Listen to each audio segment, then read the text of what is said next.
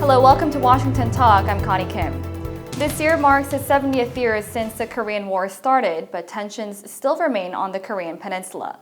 It marks a stark contrast from 2 years ago when a dialogue with North Korea was underway. Former National Security Advisor John Bolton's memoir has stirred up controversy in Washington and Seoul over issues on Pyongyang. Today we discuss these and more. Joining us today is Bruce Bennett. Dr. Bennett is a senior international defense researcher at the RAND Corporation. He's an expert in Northeast Asian military issues and has worked with the Office of the Secretary of Defense, the U.S. Pacific Command and Central Command, as well as the ROK and Japanese militaries. Scott Snyder also joins us today. He's a senior fellow for Korea Studies and director of the program on U.S. Korea policy at the Council on Foreign Relations. His book, South Korea at the Crossroads, examines the trajectory of South Korean foreign policy and offers predictions. Thank you so much for joining us today. Thanks, Connie. I want to start with North Korea's latest behavior. North Korea's chairman, Kim Jong-un, had suspended all military action plans against South Korea, and this is a dramatic U-turn from its previous stance. So why did this drastic change come about? Let's start with you, Dr. Bennett. Well, I think we have to recognize that the underlying crisis right now, as Scott talked about last week, is with the North Korean economy. On June 7th, Kim Jong-un had a Politburo meeting in which one of the issues discussed was the fact that he's not able to feed all of the people in Pyongyang, that they're having trouble with food and other things there. The sanctions are finally hitting. That's in conjunction with the COVID closing of the borders and making things difficult internally for Kim Jong-un. So I think he had listened to the statements of some of President Moon's advisors, that President Moon was close to deciding to set up inter-Korean projects that would probably have been in violation of the sanctions, and thought that if he just pushed a little harder that he could get that to happen. Instead, he pushed too hard, and President Moon has now pushed back. The Blue House has indicated a great degree of distress over Kim Jong-un's violations of peaceful coexistence, and now I think Kim Jong-un is thinking, I'm desperate. I've got to break the sanctions problem, and so he's going to try another tack, I think. So Dr. Bennett pointed out how North Korea may be stepping one step back in order to get what they want. Mr. Snyder, did you see any other intentions behind this?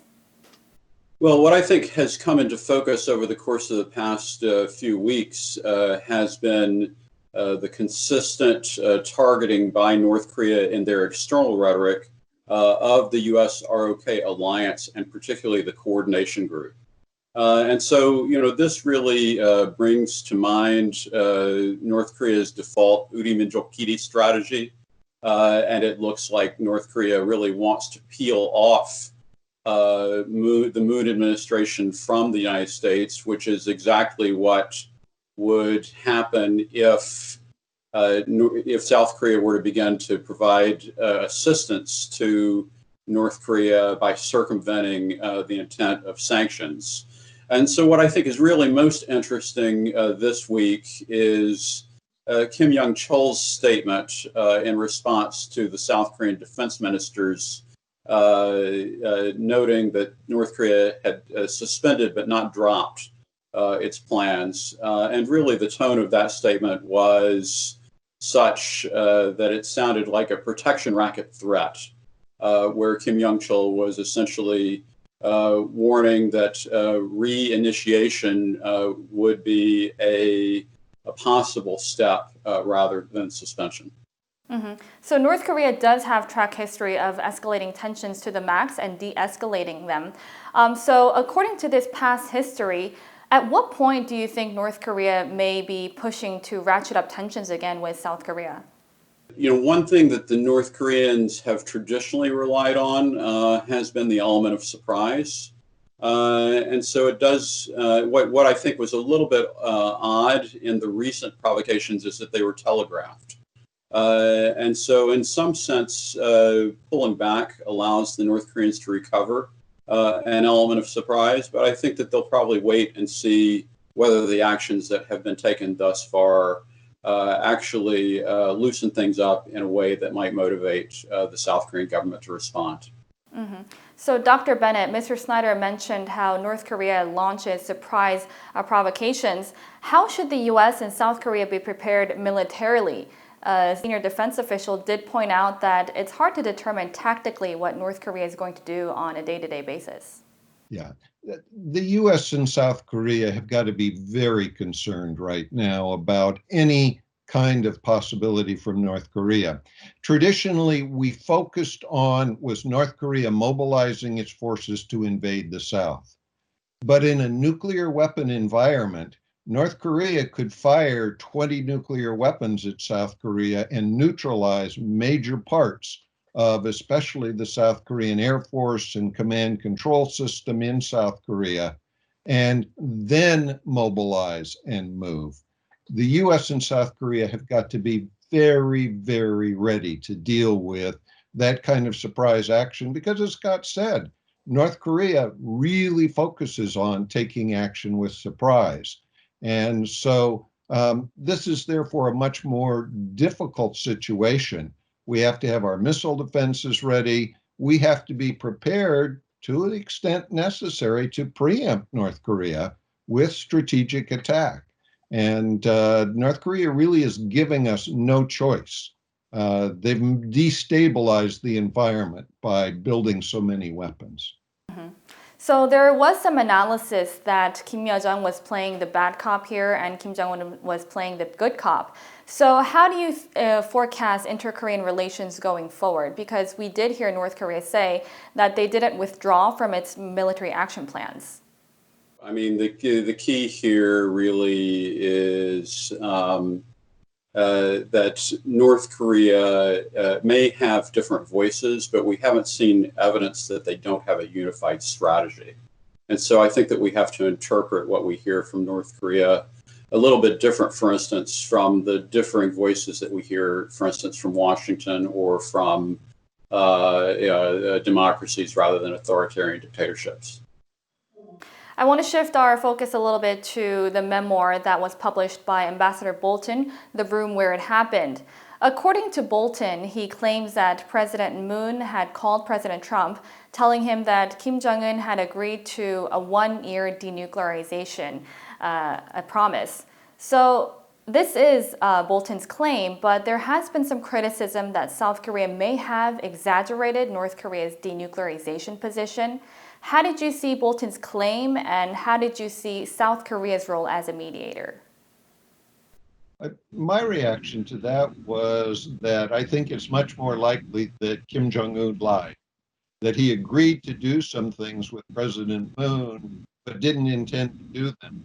We can see that from other behaviors, including his violations of the Panmunjom Agreement. So I think President Moon was hopeful, as is President Trump. So they were very prone to believe him and hope things would work out. But I don't think we should assume that Kim Jong-un is going to be willing to do everything he says. So I think the burden of problems here is on the Korean side. The really important thing here is that once South Korea had played an intermediary role, the job of Bolton and Pompeo was simply to go back and confirm whatever message Chung Woo-young passed along. And so I think that it's a little bit of a low blow for Bolton to suggest that the blame lies with Moon and Chung when it's actually the responsibility of Bolton and Pompeo to confirm what was said. And then, of course, the other aspect is whether or not Trump can take that counsel. And that came through very strongly, Trump's eagerness to meet with Kim Jong-un, regardless of substance, for the sake of a photo op. Mm-hmm. So you did say that it may have been Bolton's narrative in describing South Korea's role as a mediator. So presidential office of Cheongwade did say that Bolton was not reflecting accurate facts and was distorting them. And Bolton responded by saying that he would be doing disservice if he wasn't telling the truth. So how did you see this back and forth? Well, I think it's the truth as Bolton saw it, and we'll have to wait for the Moon and Chung memoirs and a more specific level of detail to be released on the South Korean side. The other aspect here is the South Korean allegation that Bolton is breaching intelligence protocols by being so explicit about the content of the conversations. Bolton also claims that the US and South Korea had different priorities when it came to North Korea's denuclearization. A senior State Department official said that there had been intense dialogue with its South Korean ally when talks were underway with North Korea. So help us understand where this gap comes from. Not at all surprising that there should be differences in interest between the two sides. The key is, to what degree have we been able to synchronize those interests in terms of dealing with North Korea? Obviously, on the missiles, we have done a very good job. We're looking at two different perspectives. On the nuclear weapons, I think we were likely closer. Mr. Snyder, do you think that there was no synchronization between the two administrations? I think there was a constant effort at coordination, but I do believe that some of the senior level comments in the Moon administration at that time did represent a possible attempt by the Moon administration to define the scope of denuclearization necessary to move forward at a lower level than the Trump administration was determined to achieve. And so that's where we had public statements, even at the time, from President Moon following the Pyongyang summit, as suggesting that, well, if we just deal with, if we get into Yongbyon, then we can say that denuclearization is irreversible.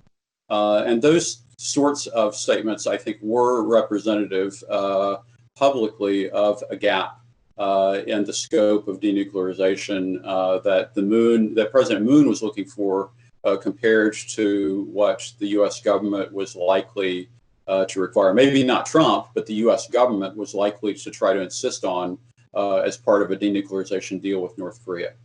Mm-hmm.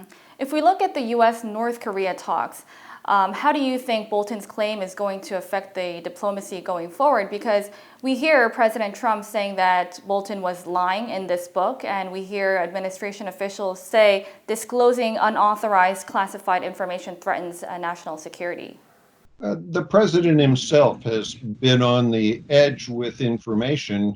For example, after the Hanoi summit, he talks about Kim Jong-un and not necessarily being willing to close all of the uranium enrichment facilities, but not getting into much more detail than that.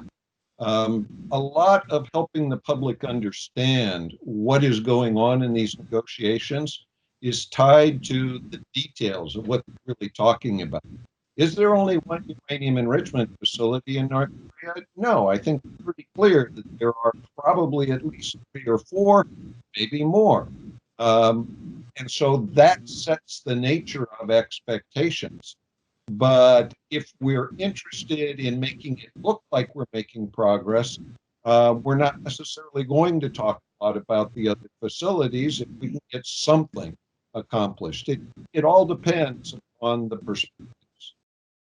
So Bolton claims that North Korea believes that they can get an agreement with the president if he separates him from his aides. So do you think that North Korea may be eyeing to have a deal with the president?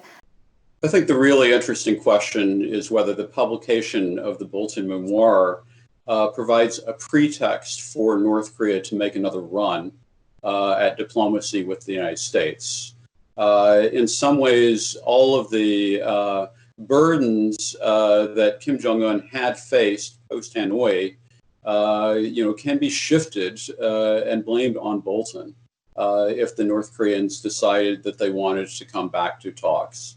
And I think that Bolton provided a very clear and crisp view of some of the differences within the Trump administration on how to approach North Korea. But it's hard to say whether North Korea would be able to take advantage of that. Well, North Korea did claim that Bolton and Secretary Pompeo were hindering negotiations from moving forward. So we'll have to see how North Korea takes into consideration Bolton's claim in his book. Well, thank you so much for joining us, Dr. Bennett and Mr. Snyder. Thank you for the opportunity. Thank you. That does it for this week's Washington Talk from Voice of America. Please join us again next week for more analysis. Goodbye.